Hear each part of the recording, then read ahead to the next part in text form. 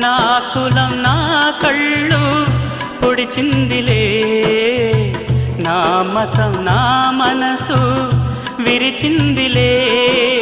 కులమొక కల్పనయే, మతమొక మతి భ్రమయే, కులవెలి మత బలి మోసం మోసమేలే.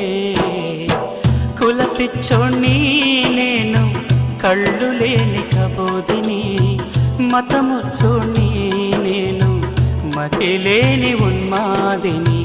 ప్రభుదేవా పరలోక రాజా, నీ రాజ్యములో నన్ను చేర్చుదేవా.